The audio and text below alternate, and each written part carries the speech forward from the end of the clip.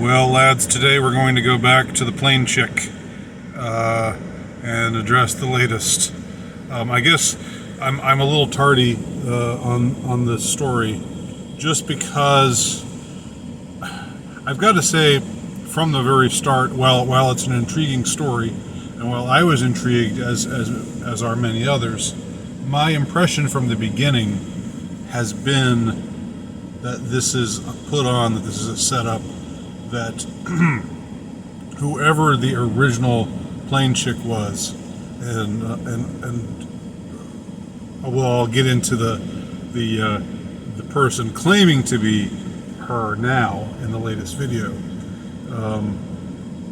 but my impression just from the story itself, from what fell out, from what took place that day, was that this was an orchestrated event. This was the work of an actor, for lack of a better word. That was my impression initially. Still is my impression of the actual event that day. For what reason? I don't know. I mean, there's all the stuff going on with aliens. You know, there's all the stuff going on. There's people, little, they want to keep us fearful. It's in their best interest to make us fearful of things, of various things that are out of our control, so that we can, throw ourselves at the mercy of the powers that be, and ask them to protect us, and suspend all of our rights, in order to keep us safe. I mean, that's the modus operandi of the powers that shouldn't be. Just generally, or quite often, whenever any crisis is ginned up, that's what's really afoot. It's a psychological tactic. So that was my impression from the start. That was my impression from back when this actually happened. That it was an effort to create this internet sensation. That they know how memes are made now. They know what it means for a video to go viral. They know, again, that people are, there's a certain subset of people who are, with the, especially with the recent hearings about aliens and the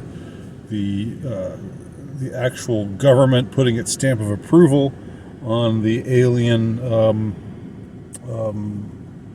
stories, or the notion that extraterrestrial beings are out there and are doing things and have been observed doing things, and all that stuff that we heard in that landmark congressional hearing a couple of weeks ago. Whatever you think of it, and again, I'm not inclined to think, that to be any more or less convinced of the existence of aliens since that hearing. But I still think it's significant that the powers that be are now saying, yes, we believe in aliens. Aliens exist.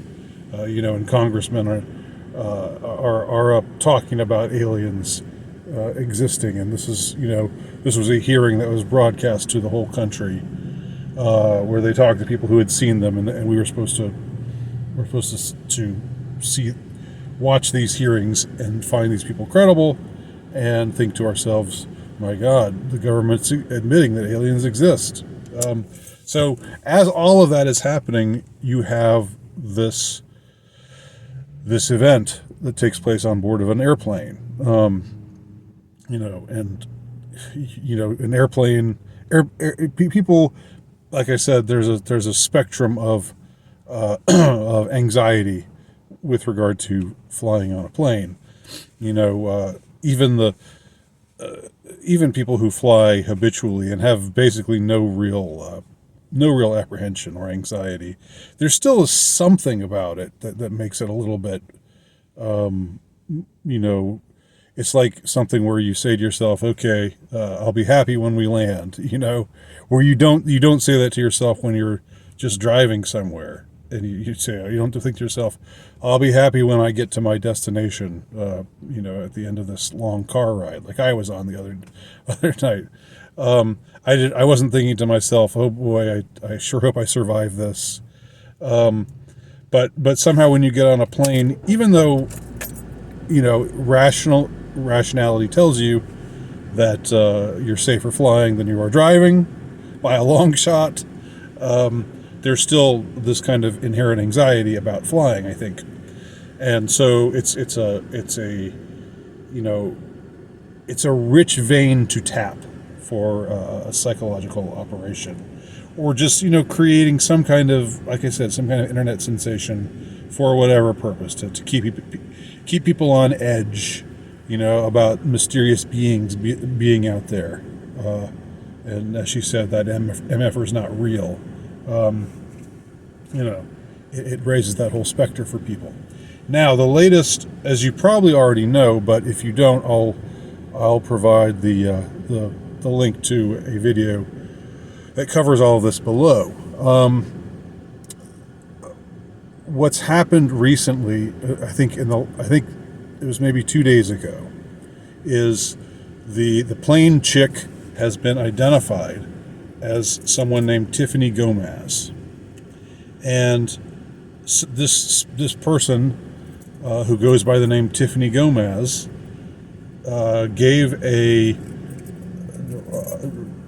put out a video, and I think also wrote something on Twitter /X, where she basically said, "I'm sorry for my behavior that day. It was totally out of line. It was one of my worst moments, and it was captured in front of the world. And I'm sorry for using profanity in front of children, and just for for the way I behaved that day. I apologize, and I'm ready to move on with my life now." That's what she says in this latest video. A couple weird things about the video. Well, the first thing is, and I don't say this idly. I don't say this just,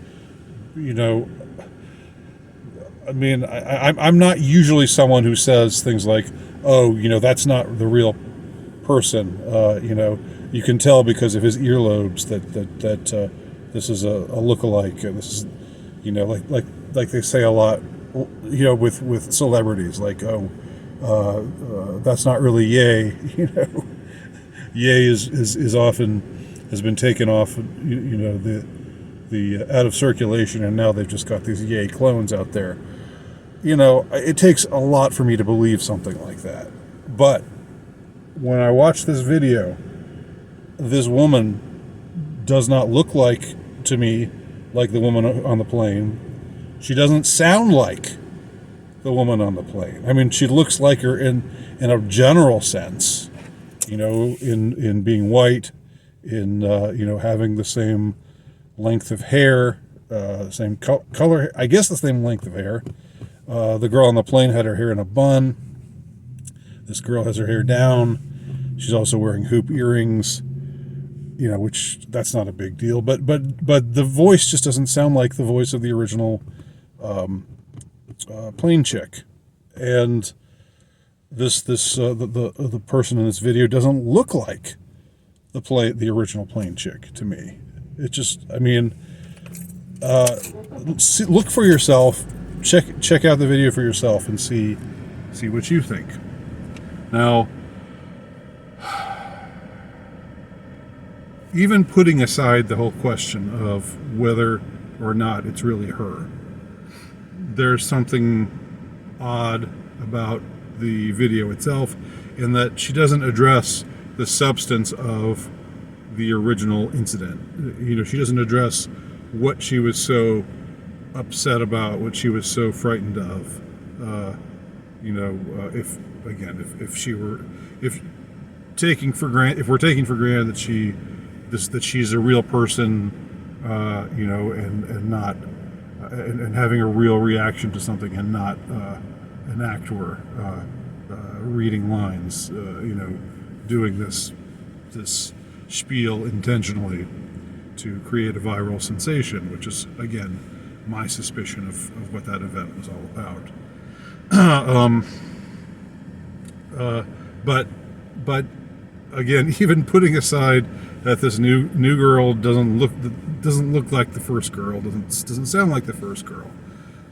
Even if we were to stipulate, okay, yeah, that is her. Even though it doesn't look like her, and even though it doesn't sound like her, it's her. We'll just stipulate that someone like me is wrong, and actually it is the same person. Well, she's not saying anything about the substance of what she originally said. She's not saying, here's what happened, here's why I was upset, and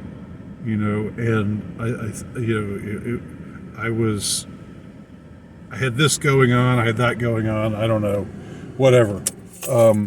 And she doesn't say, on the one hand, I was wrong about what I said about that other person, not being real, and how the plane was going to crash if something wasn't done about this person who she was sitting next to, who she felt so frightened of. She didn't say, I was totally off the mark. I was just hysterical, and I said things that I really shouldn't have said. And that person that I sat next to, that I was so frightened of, he's just an ordinary person. She didn't say that. And on the other hand, she didn't say, I still stand by my official story. She just didn't address it at all. She just said, I apologize, for causing a scene, for making people upset, for using profanity, and I'm tired of being a meme. That's basically what she said. That again doesn't address the substance of the matter, which is, was it true or not? Were you really? Do you stand by how you felt that day, or do you think that you were wrong about your suppositions concerning this fellow passenger that you thought was not real, whatever that means? Finally, this is just an epilogue to all of this story, and this interests me as well. I find this interesting. A couple of years back now, I think it was either in 2020 or 2021, I recorded a video where I was talking about Courtney Love and how she had said something about Trent Reznor of Nine Inch Nails and the rest of his band just constantly, habitually, having girls who were below the age of consent come into their dressing room and do illicit things with them. Do you remember this story, or did you remember me talking about this?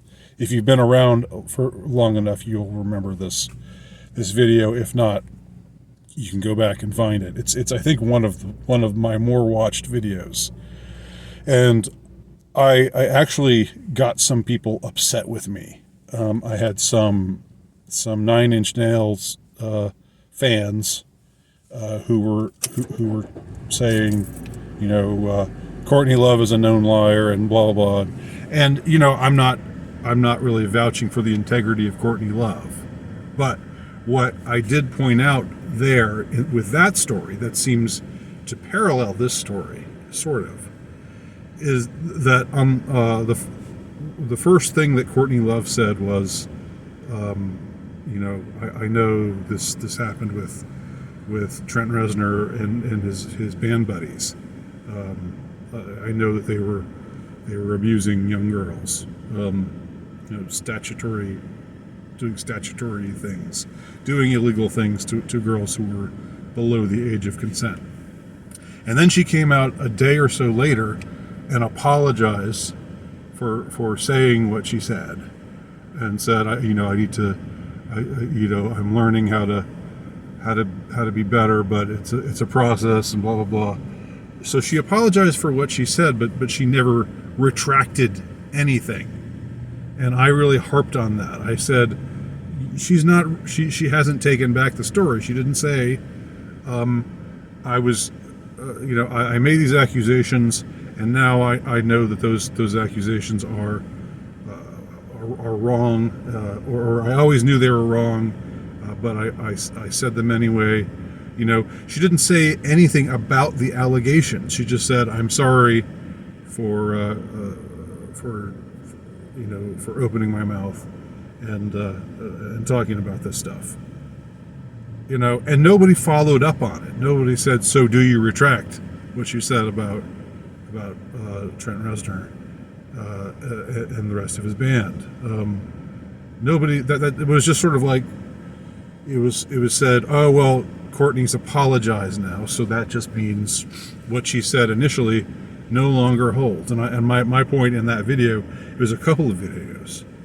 My point was, whatever you think about Courtney Love, whether you think she's somebody to be trusted or not, the fact is she never retracted this story. She never retracted the claims that she made originally. So there's this interesting parallel here with this story, where, except it's more bizarre, because now the second time we see this person, to me anyway, it's clearly not the same person. So why are they doing this to us? Are they just doing this to mess with us, mess with our minds even more? And like we say, well, that doesn't look like the same woman to me. And then they'll say, oh, you paranoid conspiracy theorists, always thinking people are clones and blah blah blah. Is that part of the game plan? I don't know. I don't know why they didn't just get the original person to speak out, and why get someone who, again, to me, is obviously not the same person. But putting that aside, again, all we have here, just like all we had with the Courtney Love, Trent Reznor thing, was an apology, but no addressing the substance of the issue.